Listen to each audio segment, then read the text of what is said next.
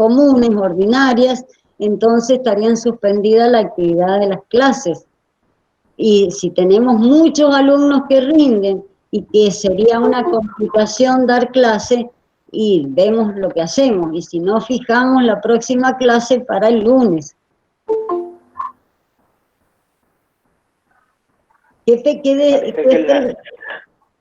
Perdón, en las listas me parece que no había nadie del plan nuevo para rendir, entonces. Claro, sí, con respecto a nuestra materia, pero no sé si no rendirán otras materias los del plan nuevo, que si la mayoría tuviera inconveniente, por norma de la facultad no tendríamos clase. Euge, ¿vos qué opinás? Sí, lo que pregunta la profe Normita es lo siguiente: si ustedes estarían dispuestos a cursar, si nosotros les damos clases el lunes y miércoles de la semana que viene, porque no estarían técnicamente obligados a tener clases, porque es semana de mesa, en donde no hay clases. Entonces la pregunta es, si nosotros damos clases el lunes y el miércoles, ¿ustedes estarían? ¿No los perjudicamos porque rinden otra materia y van a estar esta semana complicados? Esa es la pregunta. Por lo menos Gabriel dice que no tendría problema, y hace un rato otra chica que no se fue también dijo, ahí Mica dice que cursarían. El tema es que tenemos, perfecto, dicen que sí, que pueden. Tenemos poquitas clases y la idea de la cátedra es aprovechar, si ustedes pueden, la semana que viene y darles clases. Bueno, por lo que ahí nos van contestando ahorita. Bien. Hay varios chicos que sí pueden.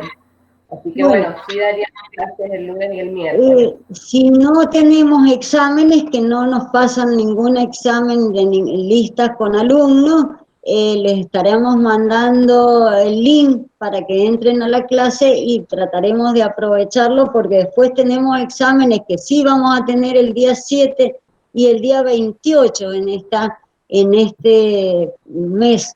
Entonces, son muchas fechas de exámenes, serían 3, esta semana, después la del 7 y después la del 28. Entonces, yo creo que nos quedaríamos sin clases para poder avanzar en el programa.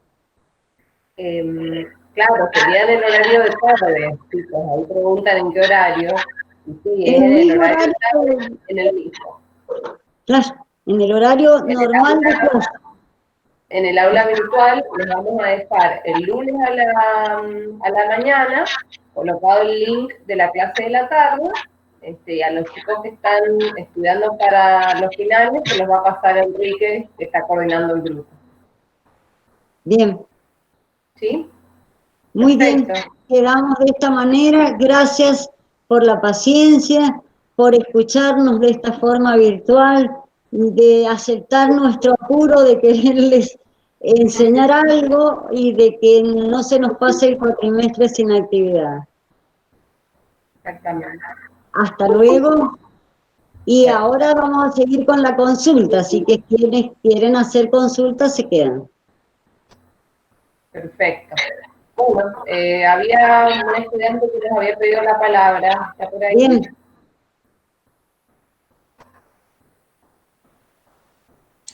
Sí, profe, yo le había mandado un mensajito, no sé si hay una lista, pero para que me anotara. Sí, lo vi.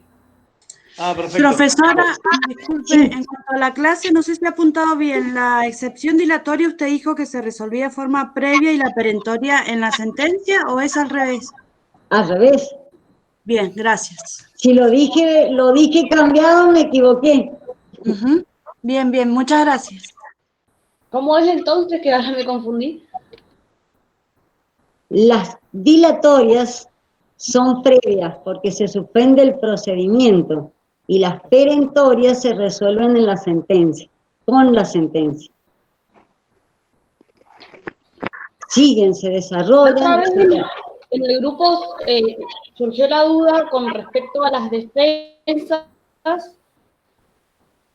No, es que no hemos hablado de defensas todavía. Hoy hemos hablado de excepciones previas. La clase que viene vamos a hacer... ¿Cómo? Formulame la pregunta otra vez.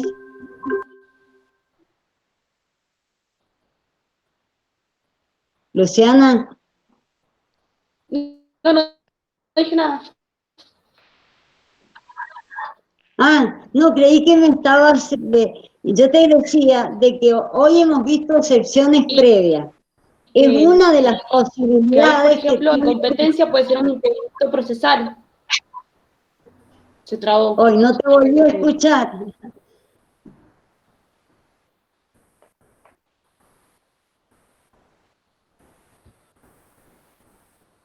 Luciana, no nos hemos intercambiado las preguntas y no nos hemos escuchado. Sí, bueno, no importa, la clase que viene lo voy a explicar. Bueno.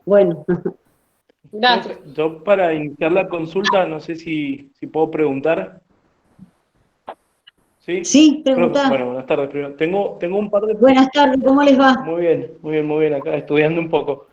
Bien. Tengo un par de preguntas que me han ido surgiendo en base al estudio. La primera es respecto al artículo 83, profe, Sí. que es el intento de obligatorio de conciliación. El apartado 1 del artículo dice, el juez podrá convocarlos a una audiencia. Ese podrá me resulta como algo facultativo propio del juez, y no sé si hace referencia a una audiencia distinta de la inicial y la final, que son obligatorias en el proceso. ¿Es una audiencia que podría llegar a ser aparte?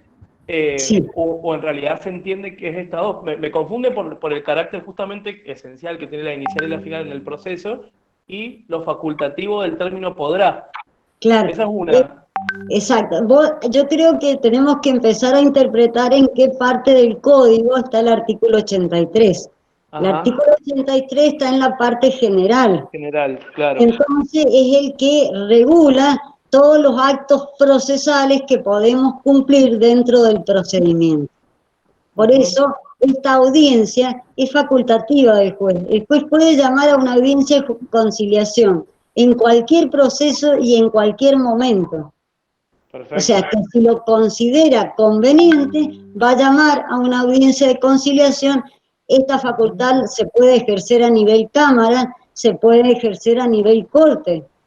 Perfecto. O sea, es una facultad que tiene el juez de hacer uso de esta audiencia de conciliación si entiende que el objeto del litigio sería razonable conciliarlo. Entonces puede llamarlo en cualquier momento. O sea que es una atribución o una facultad que tiene el juez regulada en la parte general. Es totalmente independiente a la audiencia inicial, donde el juez tiene la obligación de tratar de conciliar las partes, o a la audiencia final del proceso de conocimiento, que tiene cuando también puede intentar una conciliación. Pero esta es una facultad que le queda al juez para cualquier procedimiento y en cualquier etapa. Perfecto, aclaradísimo, profe. Bien. Tengo otra pregunta, la que estoy con el uso de la palabra, respecto a la acción autónoma de revisión de la cosa juzgada. El artículo nos habla propiamente de que no pueden ser subsanados, o sea, se va a poder presentar en la medida que no pueda ser subsanado por otra vía judicial. Y Gilda y Paola nos dice que tiene carácter subsidiario esta acción. Y mientras estudiábamos con nuestros compañeros, nos surgió una pregunta. ¿Qué pasa, por ejemplo, si yo, el 1 de febrero, tengo sentencia civil, y supongamos que el 17 pasó y que ya el 17 de febrero ya efectivamente ya no se plantea ningún recurso, se vence el proceso, pero justo en el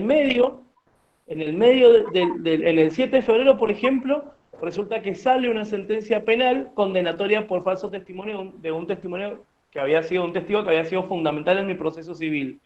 En ese caso, que todavía no se ha agotado estos recursos, ¿qué se podría hacer? No sé si me expliqué bien.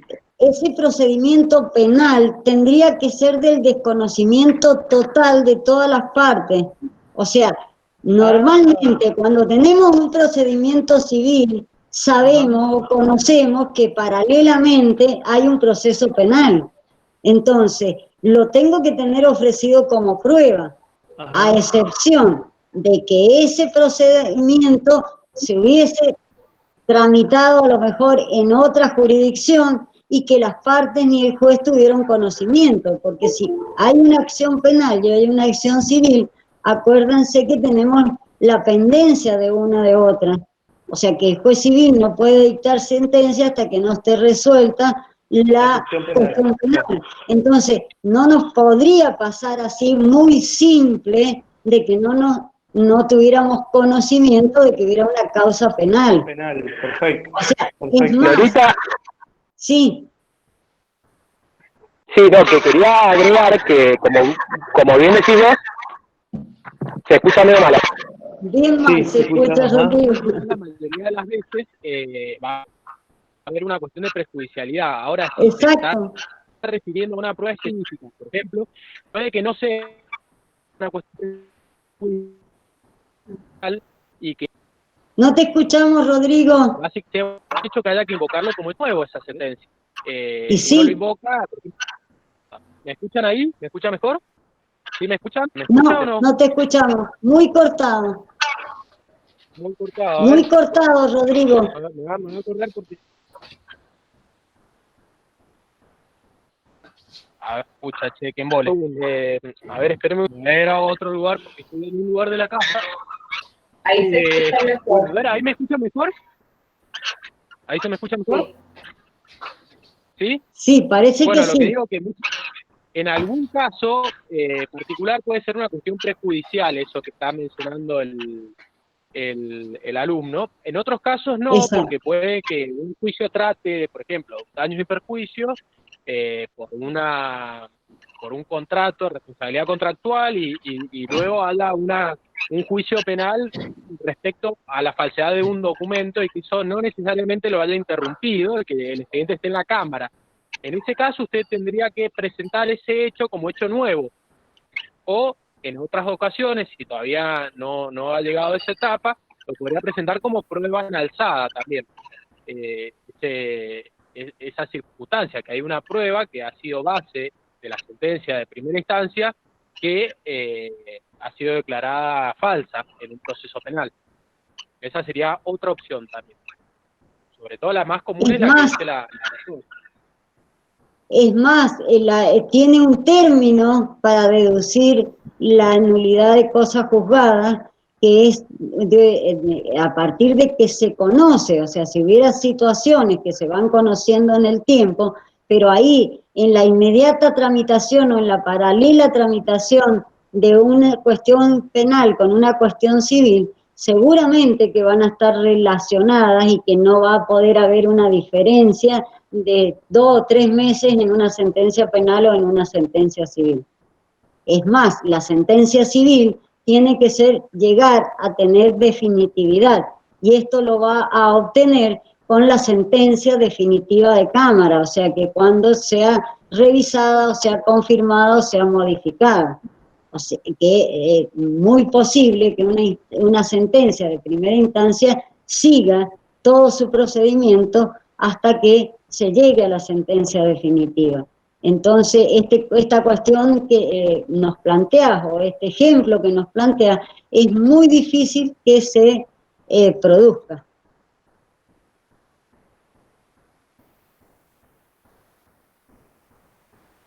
¿Se desapareció el alumno?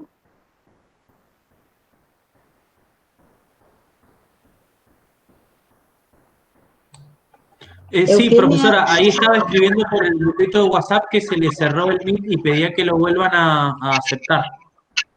Ah, bueno. No me sale que esté queriendo entrar.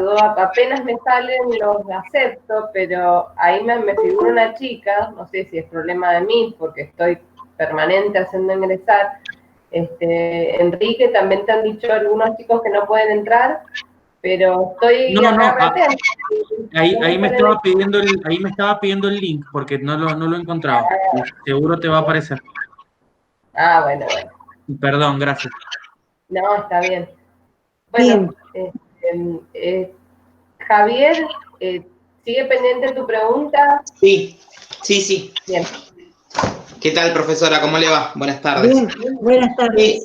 Yo quería hacer una pregunta sobre la clase. Estaba hablando usted de excepciones de previo y especial pronunciamiento. Usted decía que estas excepciones de previo pueden ser dilatorias o perentorias. En ese caso, ¿cuál sería cuál y cuál es el criterio para determinarlas? La cuestión se va a determinar en el momento en que tengan que resolverse esas excepciones. Bien. Si son excepciones previas, procesales, que hacen a los requisitos de admisibilidad de la demanda, van a ser dilatorias. ¿Por qué? Porque se va a tener que suspender el procedimiento principal a los efectos de resolver la incidencia. Claro. Y entonces son dilatorias. ¿Qué me están haciendo? Me están dilatando el procedimiento, me lo están suspendiendo para que se analicen esas cuestiones procesales planteadas. Exacto. Y ahí pónganse una excepción de incompetencia y se va a suspender el procedimiento. Una de excepción de falta, el resultado va a ser distinto, porque en esto lo que les explicaba que iba a ser una remisión. Pero si es una excepción de falta de personería, claro. Si una demanda sin personería no puede avanzar. Entonces, se va a tramitar esta excepción y que cuando se resuelva, ¿qué se va a hacer? Se lo va a emplazar al actor en un término que le fije el juez, o en el término de 10 días, a que subsane esta omisión o este problema de personería que tiene. Si lo subsana, va a continuar con el proceso nuevamente. Si no lo subsana, va a caer el procedimiento y acá va a concluir. Perfecto. En cambio, las perentorias son aquellas que se van a resolver junto con la sentencia. Claro. Perfecto. Se va a determinar, y el juez lo determinará por auto, supongo, ahí cuando el demandado conteste, por auto resolverá.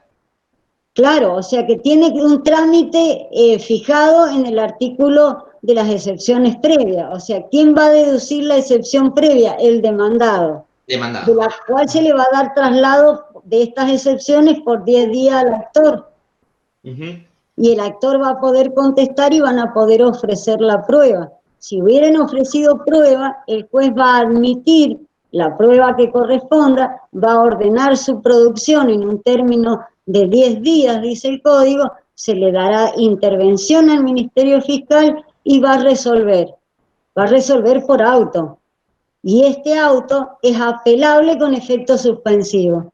Entonces, ¿qué efecto le está produciendo al proceso principal? Una suspensión del procedimiento, o sea, no avanza el procedimiento principal porque se está analizando una cuestión de requisitos formales de la demanda, como es la personería. Claro. Y por eso mismo la Corte en el protocolo ha dispuesto que esto se resuelva antes de la audiencia inicial. Exactamente. Exactamente. Y la última parte del trámite que en el artículo dice y se levantará la suspensión. O sea, una vez que se produce la prueba de la excepción previa y se da vista al fiscal, se levantará la suspensión, dice. Yo creo que hubiera tenido que decir el código se resolverá. Claro. Porque si me está diciendo que el auto que se dicte es apelable y con efecto suspensivo, voy a seguir con el expediente suspendido. Exacto. Se vuelve eterno el proceso. Y si esto el juez lo resuelve en la audiencia inicial, va a tener que suspender la audiencia inicial. Claro. Entonces, yo creo que la aplicación que se le está dando al modo de resolver las excepciones previas ante la audiencia inicial es a los efectos de celeridad nada más, o sea, de no fracasar con las audiencias que se van fijando. Claro. Muchas gracias. Bien. Gloria. Sí. Entonces se resolvería en la sentencia. No, las dilatorias se resuelven antes y las perentorias se resuelven en la sentencia. Depende cuál es el efecto de la excepción que se está planteando, de estas excepciones previas, que lo vamos a terminar de entender cuando veamos ahora en la próxima clase la contestación de la demanda. O sea, cuando sea en la argumentación de los hechos que recibe el demandado en el traslado de la demanda y cómo va a ejercer su defensa. Porque lo que hemos analizado ahora son las excepciones previas. Y un poco la ubicación que le damos de las excepciones previas viene por la tradición histórica que yo les comentaba, que en el código anterior las excepciones previas debían deducirse en el término de 10 días. Y el traslado de la demanda de los procesos ordinarios era de 20 días, o sea que había una etapa para deducir estas excepciones. Ahora dice que se deben deducir conjuntamente con la contestación de demanda. O sea que no hay ya un término, sino que se deducen junto con la excepción, con la contestación de demanda en el mismo término y cada una tiene su trámite de acuerdo a la excepción que se haya planteado.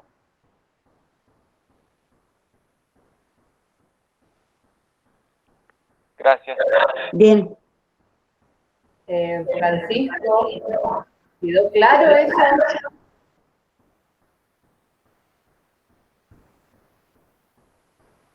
Bien, ahí entendí. Perfecto, seguimos entonces con el orden. Dayana, Mónica.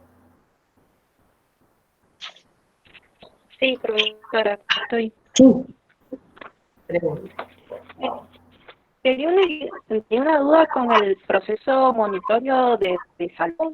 Si el plazo para contestar, digamos, la demanda es de 5 días, para contestar la sentencia es de 5 días como en el proceso monitorio general, o es de 15 días. Porque no me quedó muy... ¿En qué proceso monitorio? ¿En el desalojo? Sí. En el proceso monitorio de desalojo son 15 días, porque tiene normas especiales, porque es un procedimiento, no es una ejecución con escritura monitoria, que son los que tienen 5 días para ejercer la oposición a la sentencia monitoria. Acá en el proceso de desalojo, que es un monitorio propiamente dicho, en el artículo 237 tiene una regulación especial con respecto al trámite que se le da. Entonces, y ahí expresamente nos da el término de 15 días, que en el artículo dice que se dictará sentencia y se condenará en 15 días a desocupar el inmueble bajo apercibimiento de desahucio.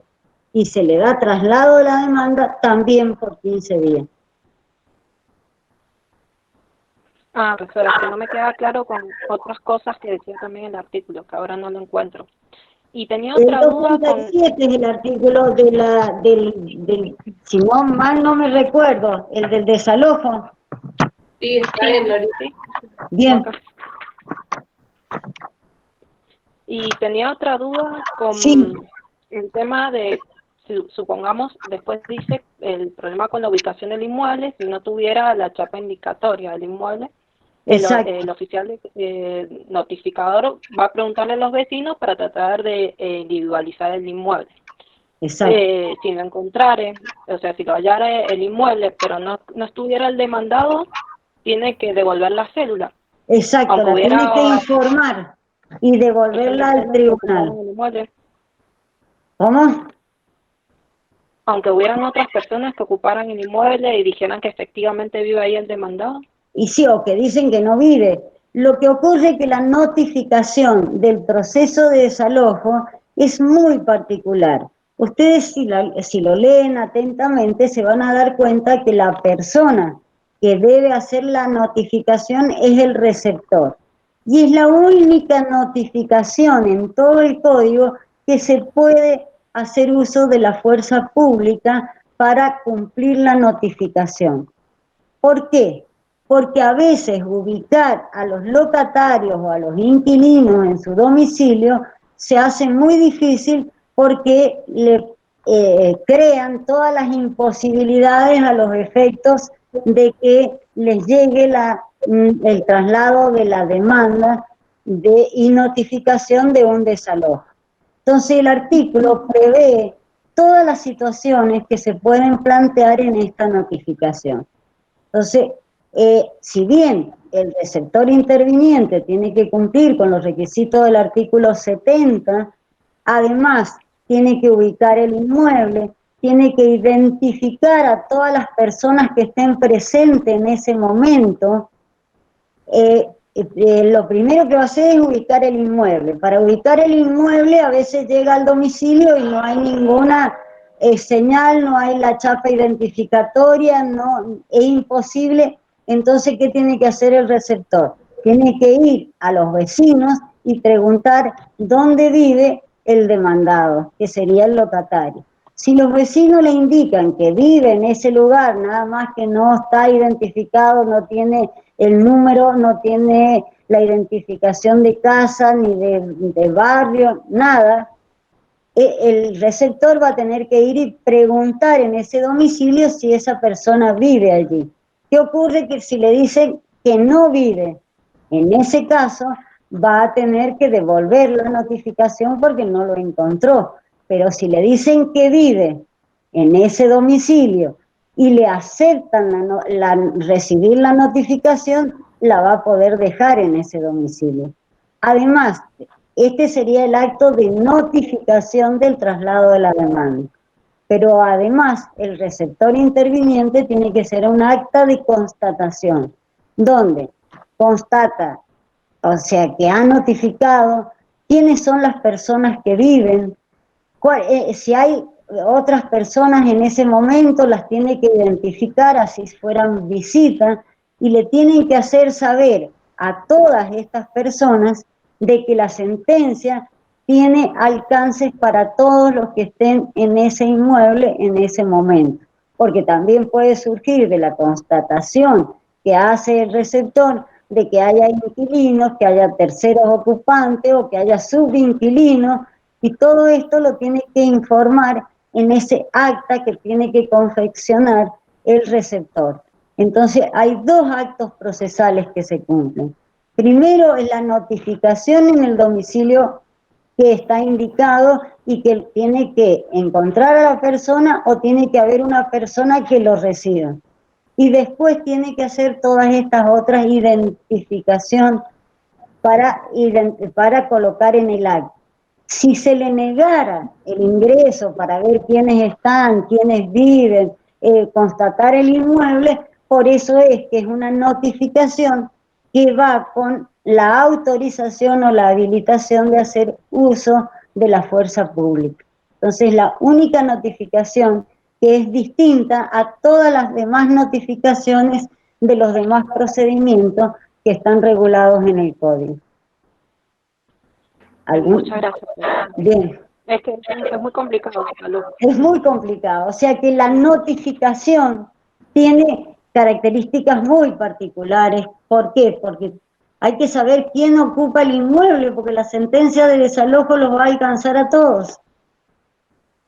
Bien, bien, muchas gracias, profesora. Bien.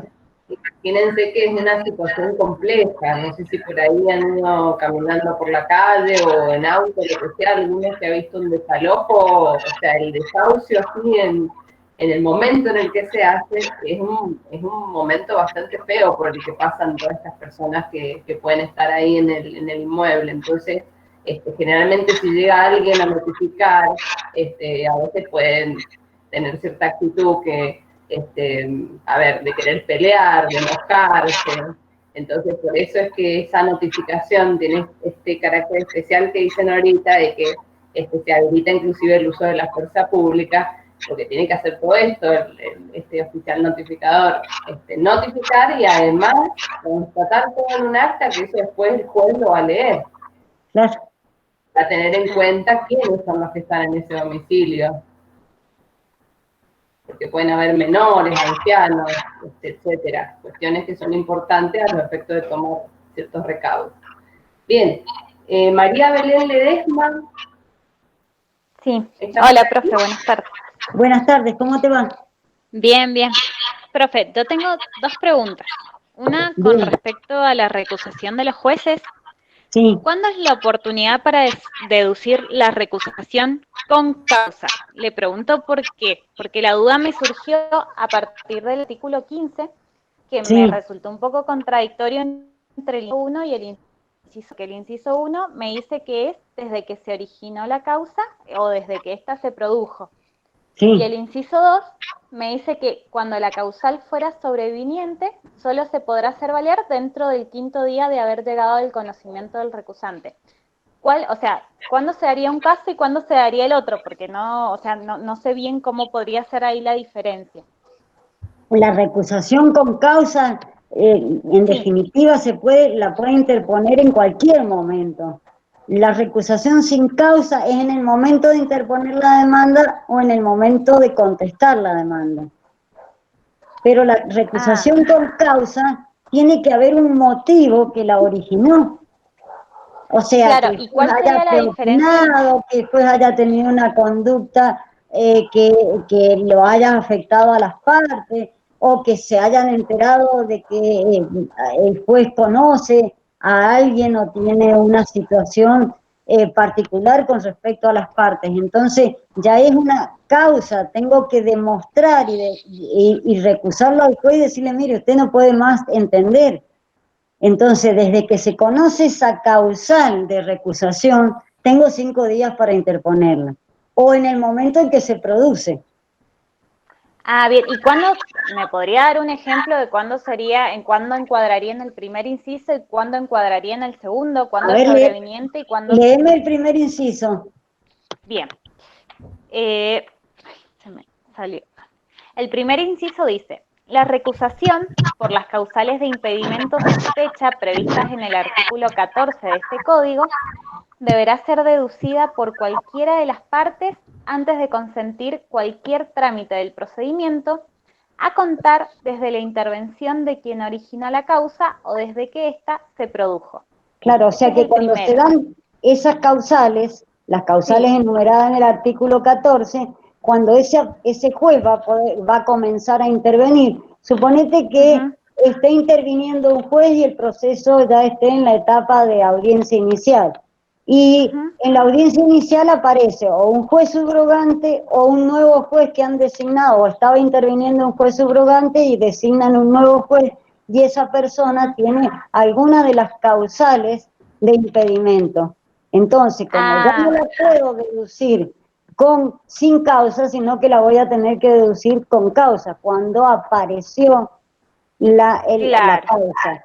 Y si sigue interviniendo un mismo juez, o sea que el juez que viene interviniendo en la causa, llegó un momento del proceso donde a consideración de la parte el juez puede haber preopinado y tengo una causal para recusarlo al juez. Entonces tengo 5 días desde que conocí esa causal. Ah, bien, esa sería la sobreviniente, esa es después, claro, ahí está.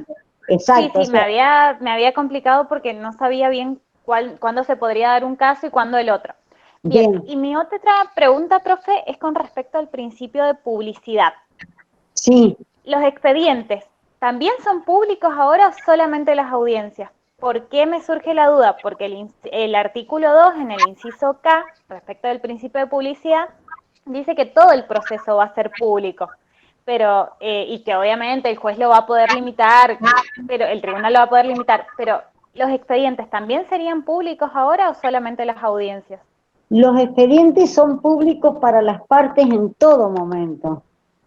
El sistema de la publicación en lista de los expedientes es el principio de publicidad. O sea, todos tienen que conocer los actos procesales que se van cumpliendo.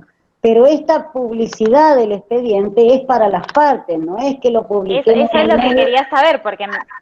la publicidad es para las partes, o sea, no podemos poner una lista en el medio de la calle para que se enteren quiénes son todos los demandados que hay o todos los actores, sino que es la publicidad para las partes que intervienen en el proceso. Y esto es un principio que está en la parte general, porque quienes pueden pedir y ver un expediente son las partes o los abogados que intervienen.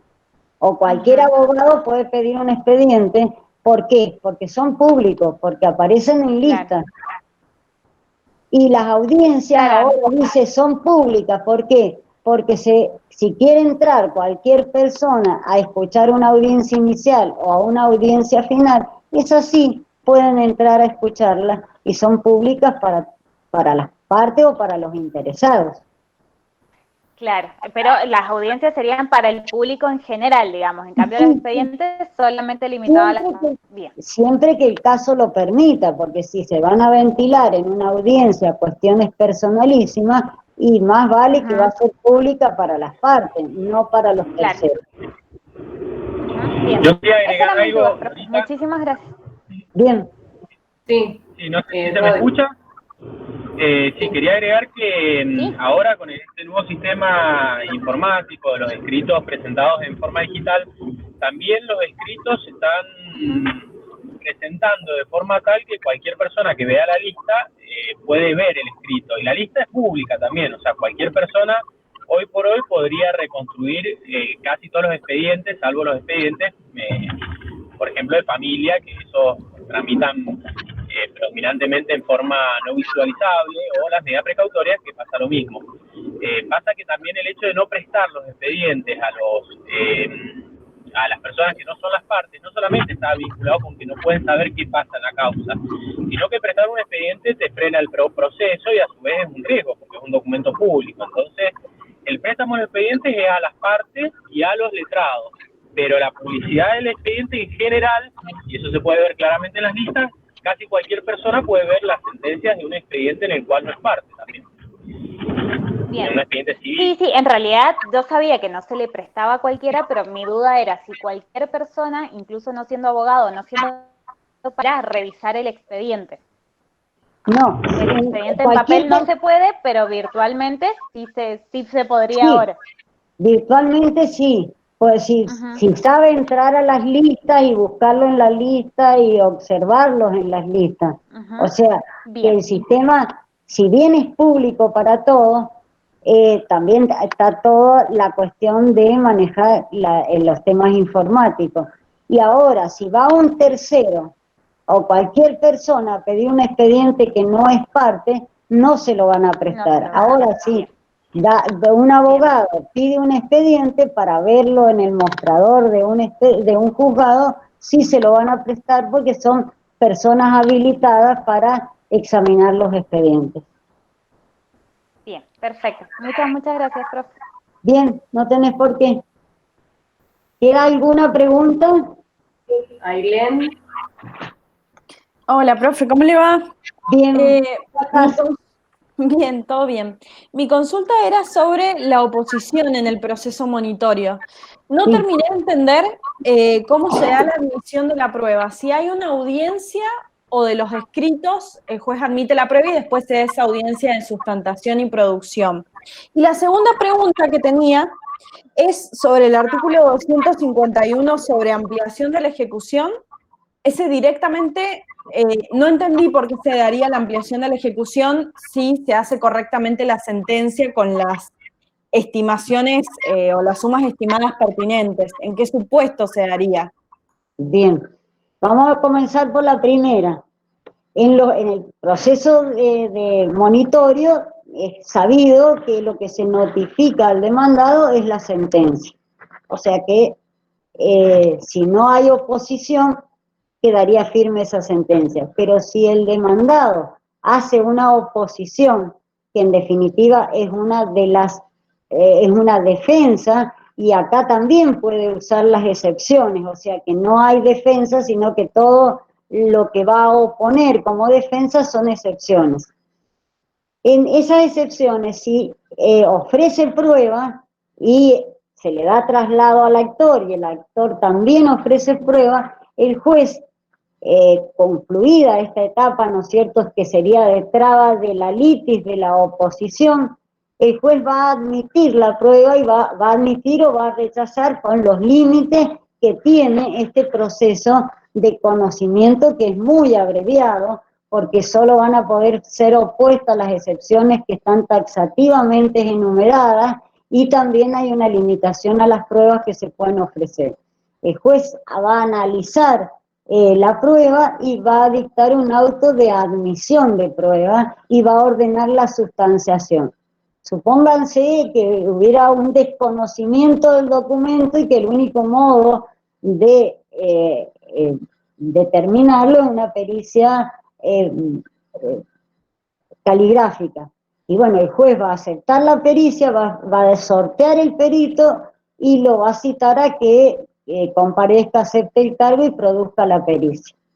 Después el juez tiene, que esté producida la prueba, tiene la facultad de designar una audiencia que sería en uso del artículo 83, ¿no es cierto?, para que las partes puedan tener una conciliación, y si no la fija o no la cree conveniente, va a dictar sentencia, va a dictar el auto de admisión o rechazo de la oposición ejercida.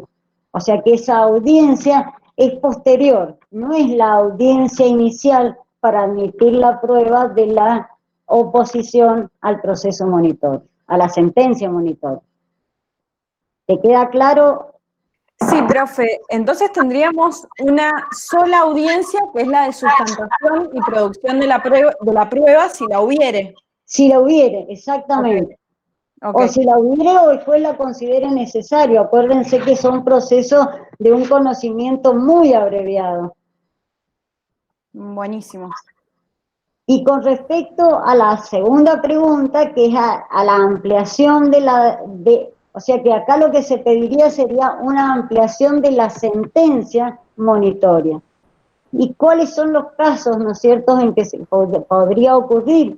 Supónganse en un cobro de alquileres mensuales y debe 3 meses, y se comienza la demanda para cobrarle 3 meses, pero entre que se dictó la sentencia monitoria y se notificó, pueden haber vencido otros meses más. Entonces ya no tengo 3, sino que tengo 5. Entonces, como son deudas consecutivas y mensuales originadas en un contrato, en una misma causa, que sería el contrato de alquiler, entonces puedo pedir la ampliación de la sentencia monitoria. Y es el trámite del cual está fijado en el código. O sea que las obligaciones que tienen que ser mensuales y consecutivas, originadas en una misma obligación, en una misma causa. Entonces va a dar la posibilidad de ampliar, porque no tendría sentido hacer una nueva demanda cuando ya se está haciendo el reclamo en un proceso determinado.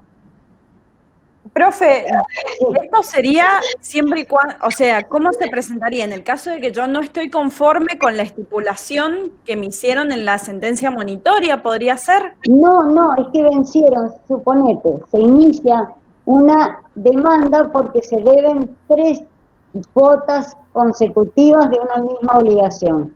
Te pongo el ejemplo del contrato de locación porque a medida que el locatario sigue ocupando la vivienda, se siguen devengando los alquileres.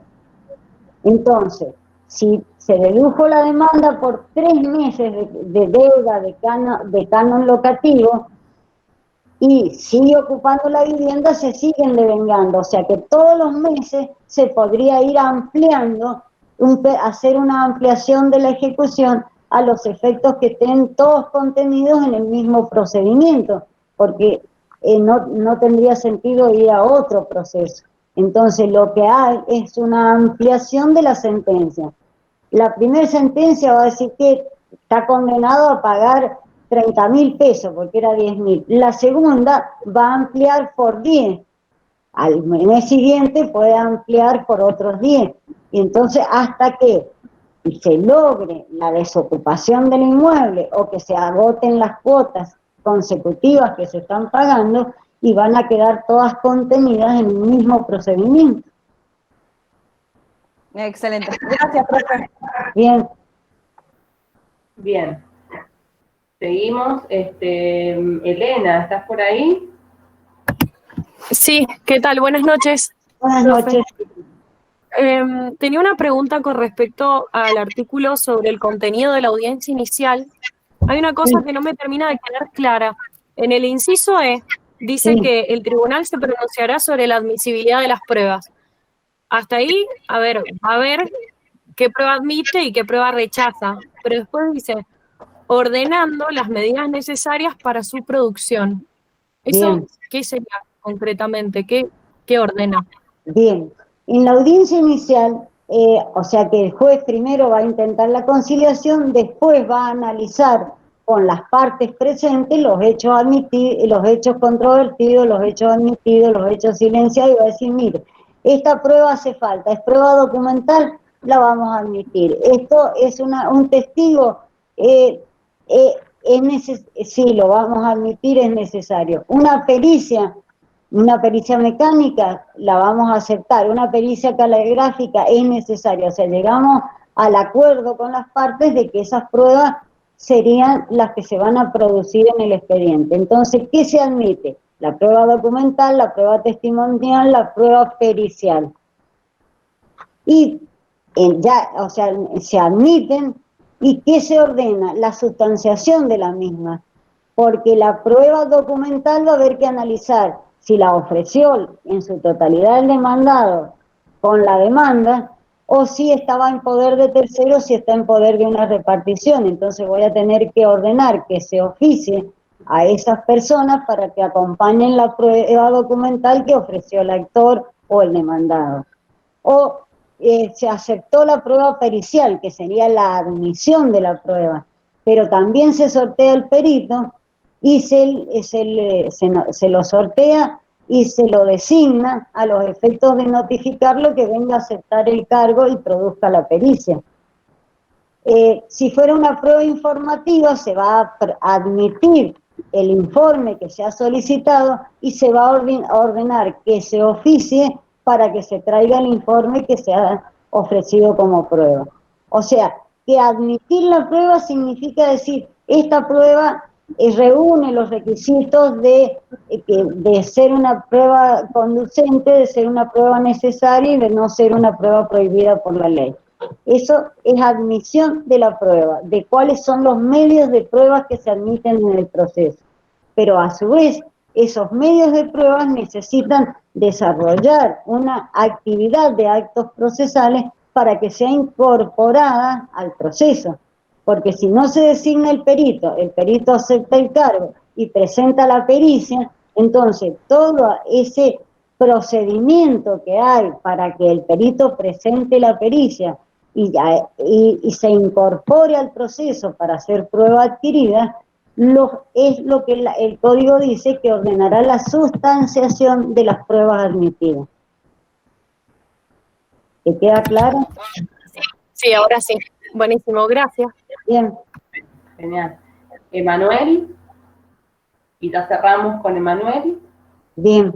No hay más preguntas. Sí, muchas gracias, perdón, profesor, recién no sé qué le pasó el teléfono, así que no puedo terminar de escuchar, pero dos preguntitas más. Una que tiene que ver con los procesos de consumo. ¿Es obligatoria la instancia previa administrativa en caso de que, por ejemplo, yo quiera iniciar una instancia judicial? ¿Tengo que pasar, entre comillas, sí o sí por defensa del consumidor o no? Y la segunda pregunta tiene que ver con el 209, que es el de la prescripción, que solicita en los requisitos especiales un plano de mensura, dice, por título supletorio suscrito por profesional matriculado y aprobado por la Oficina Técnica Provincial. Ese plano, en una prescripción 20añal, ¿es posible adquirirlo? O sea, cuando yo, por ejemplo, de mala fe me voy a X terreno y estoy ahí 23 años, ¿a nombre de quién se podría llegar como a adquirir ese plano? Emanuel, primero vamos a contestar la primera de consumo. Perfecto. Y después te voy a contestar la otra de los requisitos para la admisión, a los requisitos formales de la admisión de la demanda de consumo. Con respecto a las cuestiones de consumo, en el código tenemos legislado sobre 3 situaciones de consumo. Las cuestiones de consumo de mayor cuantía, las cuestiones de consumo de menor cuantía y las pequeñas causas. Sí. En las pequeñas causas, el requisito de proponibilidad de la demanda es la constancia, de la certificación de fracaso de la instancia administrativa. O sea, que en las pequeñas causas es un requisito de admisibilidad. Debo pasar por la oficina de consumidores y tengo que tener un certificado de fracaso. Cuando las cuestiones de consumo son de menor cuantía, que sería de 3 CUS a 20 CUS, y los de mayor cuantía a partir de los 20 JUS, no necesito certificado alguno, directamente con la cuestión de consumo puedo ir al juicio. O sea que solo se requiere el certificado de fracaso de la oficina administrativa de consumo en las pequeñas causas. Perfecto. ¿Te quedó claro? Sí, sí, sí, clarísimo, clarísimo. Ahora vamos a la acción de prescripción adquisitiva. Sí. El artículo nos dice que se requiere, que un requisito de prueba necesaria es el plano de mensura para título supletorio. O sea que toda persona que quiera adquirir por prescripción adquisitiva, el requisito fundamental es hacer confeccionar sobre el inmueble un plano que está destinado al título supletorio. Y esto no es tan difícil hacerlo porque cualquier persona puede requerir de un agrimensor para que haga la mensura de un inmueble determinado. Le tiene que aclarar y le tiene que decir que es para título supletorio. Entonces el agrimensor hace el trámite administrativo ante la oficina catastral, pide, o informa que tiene que confeccionar ese plano que es para título supletorio, que se le den las normas, ¿no es cierto?, de coordenadas a los efectos de practicar el plano, y confecciona, hace su publicación de edictos correspondientes y hace el plano. Puede ser que cuando vaya a hacer el plano lo dejen entrar o no lo dejen entrar, que tenga todas las cuestiones administrativas, pero el plano es requisito fundamental. Si no tenemos plano aprobado por catastro a los efectos del título supletorio, o sea, de la prescripción adquisitiva, no se puede iniciar el proceso de usucapión. Perfecto, perfecto. Muchas gracias, profesora. ¿Alguna otra pregunta o ya estamos en horarios? No hay más preguntas, parece. No hay más preguntas. Bueno, será... ¿Hasta el lunes? Hasta el lunes. El lunes y el miércoles, si damos clases normales, daremos consultas. Si no damos las clases, no tendremos consultas. Les estaremos avisando y mandándole los links.